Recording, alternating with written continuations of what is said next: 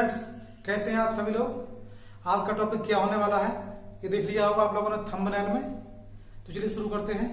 शुरू करने से पहले यदि आप लोग हमारे चैनल पर नए हैं तो हमारे चैनल को सब्सक्राइब करें और पास में बने बेल आइकन को जरूर दबाएं, जिससे कोई भी नई वीडियो अपलोड होने पर आपको तुरंत नोटिफिकेशन मिल सके। और हाँ, वीडियो अगर अच्छी लगे तो इसको लाइक और शेयर करना बिल्कुल ना भूलें।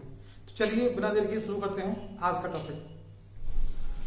प्रकाश के परावर्तन में हमने आपके लिए बताया था कि प्रकाश की किरण कोई आती है, किसी चिकने तल पर टकराती है और वापस लौट जाती है।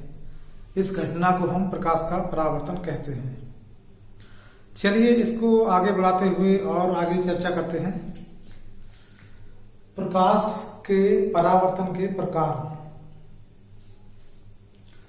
देखिए, सामान्य रूप में प्रकाश का परावर्तन दो प्रकार का होता है, जिनमें प्रथम है नियमित परावर्तन या रेगुलर रिफ्लेक्शन। नियमित परावर्तन में क्या होता है, प्रकाश की समस्त किरणें परस्पर समांतर आती हैं और किसी चिकने तल से टकराने के पश्चात जब वो परावर्तित होकर जाती हैं तो भी परस्पर समांतर ही रहती हैं। तब इस प्रकार के परावर्तन को नियमित परावर्तन या रेगुलर रिफ्लेक्शन कहते हैं। चिकने समतलों से होने वाला परावर्तन सदैव नियमित परावर्तन ही होता है। ये चित्र आप देख रहे हैं। इस चित्र में समस्त किरणें जो आ रही हैं, एक बीम आ रहा है किरणों का या किरण पुंज कह दीजिए, वो सभी किरणें एक चिकने तल से टकराती हैं, एक भी तल से, और टकराने के पश्चात जब वो जाती हैं तो समस्त किरणें जिस प्रकार आ रही थी परस्पर समांतर, उसी प्रकार सभी किरणें आप देख रहे हैं एक ही साथ समांतर जा रही है। ऐसे परावर्तन को हम नियमित परावर्तन कहते हैं। आगे चलिए, और दूसरा है अनियमित परावर्तन या इर्रेगुलर रिफ्लेक्शन। इसको हम विसरित परावर्तन या डिफ्यूज रिफ्लेक्शन भी कहते हैं। परीक्षाओं में अधिकतर यह प्रश्न विसरित परावर्तन के नाम से ही आता है और परीक्षा की दृष्टि से विसरित परावर्तन काफी महत्वपूर्ण है। चलिए बात करते हैं विसरित परावर्तन की। ये विसरित परावर्तन में जितनी भी किरणें आती हैं वो आती तो आपस में समांतर ही हैं। ये सभी किरणें परस्पर समांतर आती हैं, लेकिन तल से टकराने के पश्चात जब वो किरणें परावर्तित होकर जाती हैं तब अलग अलग दिशाओं में जाती हैं। जिस प्रकार से सभी किरणें समांतर आ रही थी, परावर्तन के पश्चात उसी तरीके से सभी किरणें समांतर नहीं जाती, बल्कि सभी किरणें अलग अलग अनियमित दिशाओं में जाती हैं। आप देख रहे हैं, ये तल दिखाया गया है आपके लिए, और इस तल पर समस्त किरणें जब ये आती हैं तो एक साथ समांतर आ रही हैं, लेकिन टकराने के पश्चात जब ये जाती हैं परावर्तित होकर तो अलग अलग दिशाओं में जा रही हैं। देखने में हमको ऐसे लगता है जैसे परावर्तन के नियम का पालन नहीं हो रहा हो। हालांकि परावर्तन के नियम के अनुसार ही परावर्तन होता है, लेकिन लग ऐसा इसलिए रहा है। आप ध्यान दीजिए, जो विसरित परावर्तन है इसमें जिस तल से किरण टकराकर जा रही है वास्तव में वह तल समतल और चिकना नहीं है, वास्तव में वह तल खुरदरा है। अगर हम किसी भी खुरदरे तल को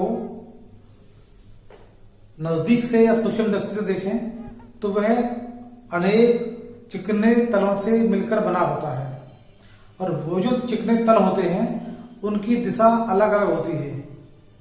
यानी खुरदरा तल भी छोटे छोटे चिकने तलों से मिलकर बना होता है, और वो चिकने तल छोटे छोटे होते हैं, उनकी दिशा भी अलग अलग होती है, उनकी दिशा एक समान नहीं होती। इसलिए आपतित किरण तल पर जिस कोण पर आपतित होती है उसी कोण पर परावर्तित होकर जाती है। अब वो जो किरणें आ रही हैं, वो कोई किरण 30 डिग्री पर गिरती है, वो 30 पर जाती है, कोई किरण 40 डिग्री पर आपतित होती है, वो 40 पर परावर्तित होकर जाती है, कोई किरण 20 डिग्री पर आपतित होती है और 20 पर ही परावर्तित होकर चली जाती है। कोई किरण 50 डिग्री पर आपतित होती है, 50 पर ही चली जाती है। कोई किरण 70 डिग्री पर आपतित होती है, 70 पर ही चली जाती है।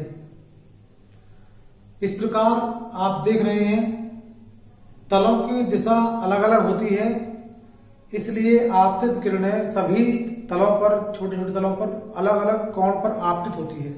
अलग अलग कोण पर आपतित होने के पश्चात अलग अलग कोण पर ही वो जाती है। इसलिए वो प्रकाश जो परावर्तित होकर गया था, जो किरणें परावर्तन के पश्चात जा रही हैं, विभिन्न दिशाओं में जाती है। ये कहिए कि आपतन के पश्चात प्रकाश जो परावर्तित होता है वो सभी दिशाओं में अलग अलग बिखर जाता है। इसी परावर्तन को हम विसरित परावर्तन कहते हैं। विसरित परावर्तन का बहुत महत्व है हमारे दैनिक जीवन में। ये जो दीवारें होती हैं, इनसे प्रकाश टकराने के पश्चात बिखर जाता है। इन दीवारों पर जो परावर्तन होता है वो विसरित परावर्तन है, और ऐसे परावर्तन के कारण ही हमारे घरों में, कमरे में उजाला होता है। ऐसे परावर्तन के कारण ही हमारे घरों में या हमारे कमरों में, क्लासरूम में उजाला होता है। कुछ कार्यालयों में जो कमरे की खिड़कियां होती हैं, उनका कांच भी चिकना नहीं होता, वो कांच एक तरफ से खुरदरा होता है। ऐसा इसलिए होता है ताकि सीधा प्रकाश हमारे कमरे में ना आए और हम प्रकाश की चोंध से बच सकें। प्रकाश की चोंध से बचने के लिए खिड़कियों में खुरदरा कांच लगाया जाता है। इस खुरदरे कांच से टकराने के पश्चात प्रकाश बिखर जाता है। तो ये विसरित परावर्तन परीक्षा की दृष्टि से महत्वपूर्ण है। इसको थोड़ा सा ध्यानपूर्वक अच्छे से आप लोग पढ़ेंगे।